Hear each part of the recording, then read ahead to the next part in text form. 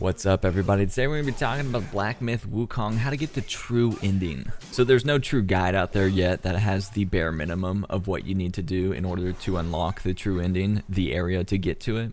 So I'm just going to give you everything that I did, and people can make a deduction on what they need to do, or they can just play through the game again and figure it out that way. So I beat the final boss, and I went back to the Great Pagoda Shrine, the place with all the red walls that fill in once you beat a chapter. And I went back in hopes that the final area, the final red square, would be filled in, and it wasn't.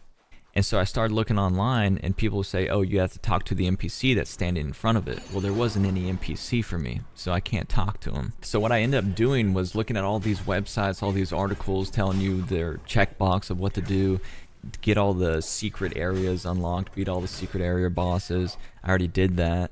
Beat the final boss. I already did that. Unlock the dragon transformation. Already did that, and that's pretty much it. And that's what they said is once you do that, everything is the NPC will be there, and it still wasn't. So after about 10 hours of me trying to find it in game and searching on the internet, I finally found where I went wrong. So I'm gonna give you a walkthrough of what I did, and then I'm gonna tell y'all all the check boxes I guess that y'all can check to see if you are where I'm at, so you can unlock the final ending as well. I get it. I know what you're thinking. Little bro, get to the point.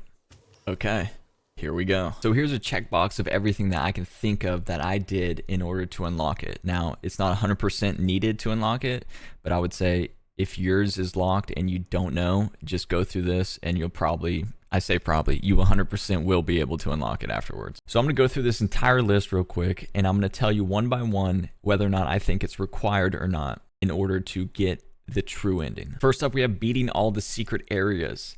I'm not sure because I don't think I ever beat a chapter without beating the secret area first. So I don't know. If you can beat the area and unlock the canvas in the Great Pagoda without doing the secret area, then you do not need to do the secret area bosses. You do not need to even find it. Moving on to beating the final boss. I don't think you need to do this. I really don't think you need to do this, but I didn't test it. So I think you only need to unlock the mural in the chapter 6.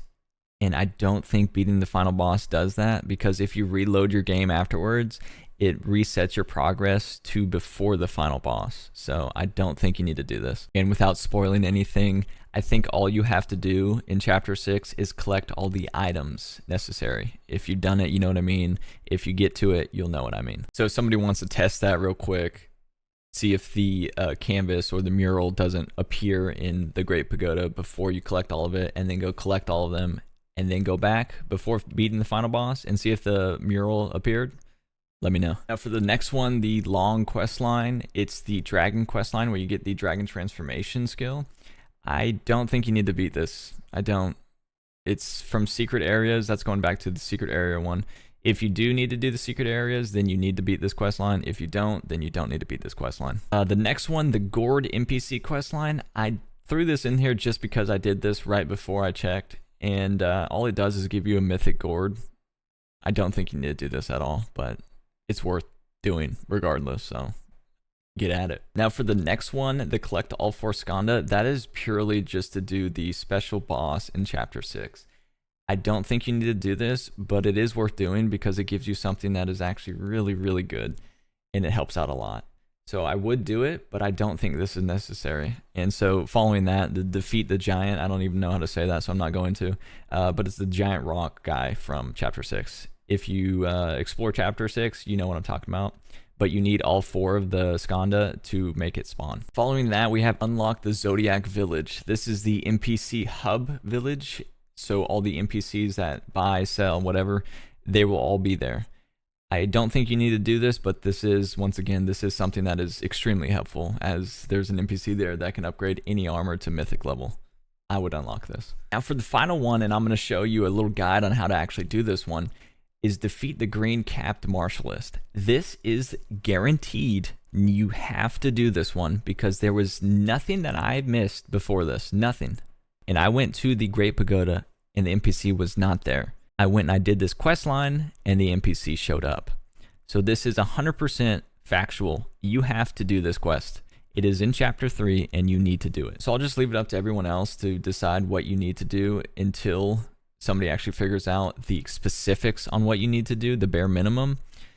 But until then, just go through this list, and I guarantee you will be able to unlock the NPC that will spawn and get you to the secret area in chapter 3, so you can do the true ending yourself. So what you want to do first is you want to have chapter 3 unlocked. Obviously, if you're looking at this video, you already have that. So you want to teleport to the shrine north shore of the Bitter Lake. Once you teleport to this shrine, just follow the path I take and defeat the monsters and talk to the monk at the end.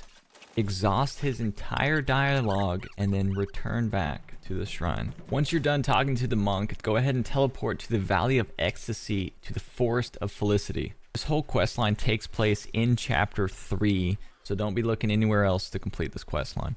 What you want to do is follow the exact path I take. So if you don't have it already, I'm pretty sure you're forced to get this during the quest line.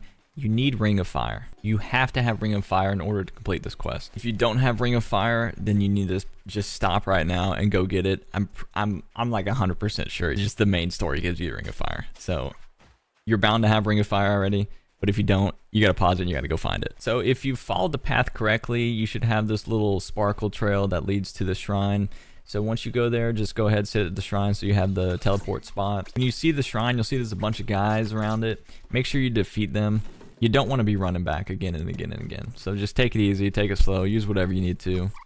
Shrine's right here. So once again, just follow the path I took, and you'll hear a monk talking about how cold he is. Just go in front of him and use Ring of Fire and exhaust all his dialogue after the cutscene. So now what you need to do is teleport back to the Valley of Ecstasy, the Forest of Felicity shrine, and take the path I take once again. There's a lot of running going on here. Just stick with me. Just think about how happy you'll be when you have the true ending. Boom, 100%, all trophies, all whatever achievements you got. Ugh, it's worth it, dude. It's worth it. Since I got nothing to say while we're watching him run, let's just talk about how good the game is, you know? Graphically, it's amazing. I feel like that's a fact. You can't argue against that, right? It's an amazing game. Some people say the combat's a little repetitive. I can see that, but you know, I mean, yes, it could be more open world explorable like Elden Ring, but you know, even as it is, it's kind of linear, but it's still, I'd say it's still a great game no matter what. So you're just jumping down here, you get the shrine, and then after you get the shrine, just walk into this giant cave. You're obviously not going to miss it.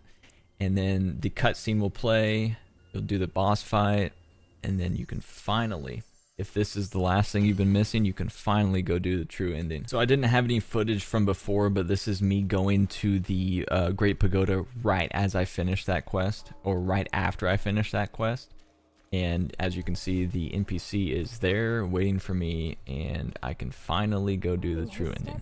Before I end it, I'm going to show you all the skills I have, all the transformations I have, just in case I missed something, just so you can have the full overview of everything you need. So for the spells, we have Immobilize, Ring of Fire, and Spellbinder. A Pluck of Many, Rock Solid, and Cloud Step. Now for the transformations, we have 6 of them. We got Umbral Abyss, Red Tides, Golden Lining, Azure Dust, Dark Thunder, and Ebb and Flow. So just double check everything we talked about in this video, and I guarantee you will unlock the true ending.